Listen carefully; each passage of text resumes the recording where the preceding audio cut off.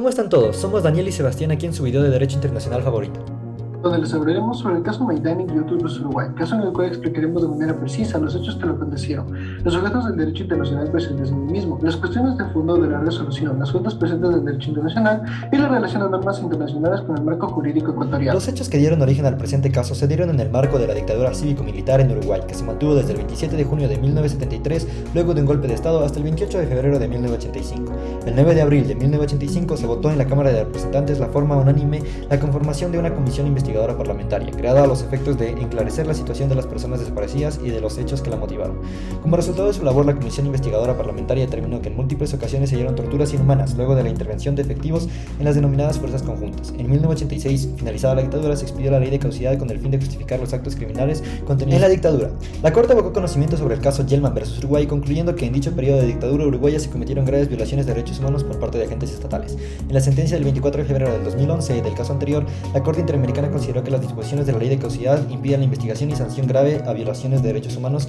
y carecen de efectos jurídicos, por lo que en noviembre de 2011 Uruguay promulgó la ley 18831, a través de la cual se modificó la ley 15848, con la que se dejó sin efectos jurídicos la ley de caducidad. Se presentó una denuncia penal por la muerte violenta de Diana Majdanek, Silvia Reyes y Laura Raya el 21 de abril de 1974, donde un grupo de miembros de las fuerzas conjuntas serían quienes acabarían con la vida de las tres mujeres. Este proceso da inicio el 15 de octubre de 1986, ya que las familiares de Diana Majdanek, Silvia Reyes y Laura Raya denunciaron sus muertes. El 13 de diciembre de 1974, las fuerzas conjuntas trasladaron a Luis Eduardo González González junto a su esposa al sexto regimiento de la División del Ejército, donde el señor González desapareció. El 24 de julio de 1985, la madre del desaparecido inicia el proceso correspondiente para la desaparición sin obtener resultados. El 19 de julio de 1977, las fuerzas conjuntas trasladaron a Óscar Facino Astiazu. Según la versión de varios testigos, fue visto en un establecimiento clandestino de reclusión, quienes señalan que fue sometido a salvajes torturas. La madre del desaparecido en 1985 inicia el proceso por desaparición, el cual no dio frutos debido a la ley de caducidad. Como sujetos del derecho internacional en el presente caso, tenemos a la Corte Interamericana de Derechos Humanos, la cual se presenta como un sujeto limitado, ya que esta no cumple con los riesgos de la subsidiariedad internacional,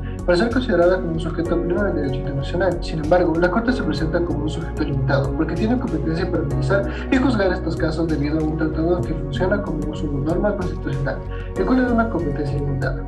Tenemos la presencia del Estado de Uruguay como sujeto pleno del derecho internacional, el cual cumple con los rasgos de la subsidiariedad internacional. Es decir, es destinatario de las normas jurídicas internacionales, participa en la elaboración de dichas normas, está facultado para presentar una reclamación internacional, por lo que puede incurrir en responsabilidad. Tiene derecho de embajada, puede participar en organismos internacionales, tiene la facultad de establecer relaciones internacionales, suscribir tratados y disfrutar inmunidades. Finalmente tenemos a los familiares de las víctimas como sujetos limitados de derecho internacional, dado que estos tienen la legitimación para reclamar ante instancias internacionales por incumplimiento de normas jurídicas en el marco de derechos humanos, por lo que lo faculta como sujetos limitados del derecho internacional, mientras que las víctimas desaparecidas no son sujetos del derecho internacional.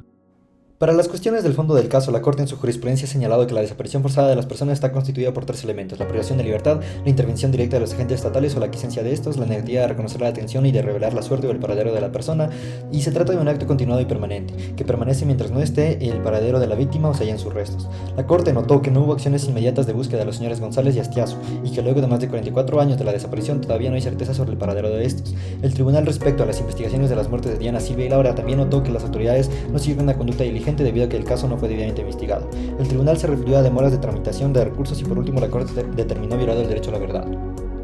Sobre el derecho a la integridad, la Corte ha advertido que los familiares de víctimas de ciertas violaciones de derechos humanos pueden ser considerados a su vez víctimas, dado el sufrimiento padecido como producto de las violaciones sometidas contra sus queridos o a causa de las posteriores actuaciones o omisiones de la autoridad. Para abordar las fuentes del derecho internacional del presente caso, resulta importante señalar que existe un carácter consuetudinario sobre la responsabilidad internacional, es decir, se encuentra la costumbre como una fuente, con lo cual la Corte puede juzgar y analizar el caso para determinar las respectivas reparaciones de la víctima.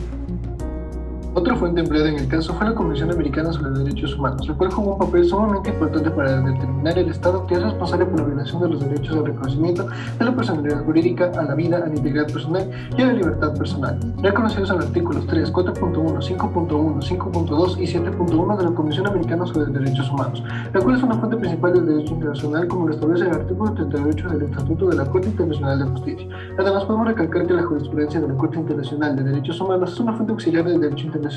así como lo menciona el artículo del estatuto anteriormente referido, pues ayuda a entender las fuentes principales.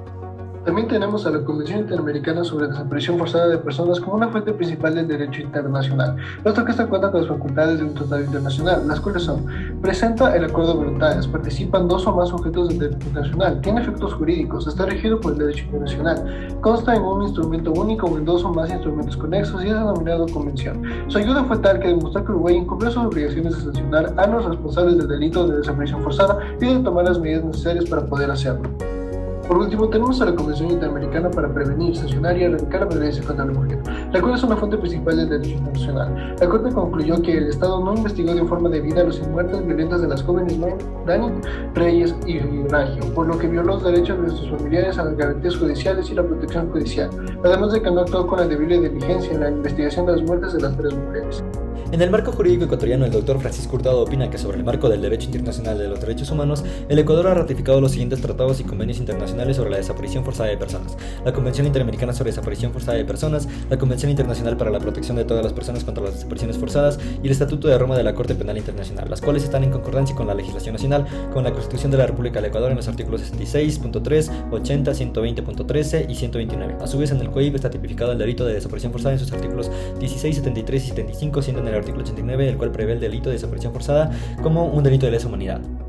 Para concluir, a su vez, en el marco jurídico ecuatoriano es importante recalcar el artículo 78 de la Constitución, el cual menciona que se deben adoptar mecanismos de reparación integral que incluirá el conocimiento a la verdad de los hechos y la restitución, indemnización, rehabilitación, garantía de no repetición y satisfacción del derecho violado. En un plano más general, la Corte ha mencionado que en la desaparición forzada se pone en riesgo los derechos a la libertad personal, la integridad personal, la vida, el reconocimiento de la personalidad jurídica, así como los derechos de los familiares de las víctimas, entre los que están el acceso a la justicia, a la verdad y a la integridad personal. Por esta razón se considera un delito de lesa humanidad, por lo que el Estado está obligado a garantizar los derechos establecidos en el CDH al deber de prevenir, investigar, sancionar y adecuar las normas internas. Sin embargo, en los casos en los cuales se han violado estos derechos y deberes, el Estado deberá reparar a las víctimas mediante una reparación popular, asegurar medios de satisfacción y garantizar la no repetición, búsqueda e identificación de los restos mortales, entre otros. Muchas gracias. Suscríbete para más contenido.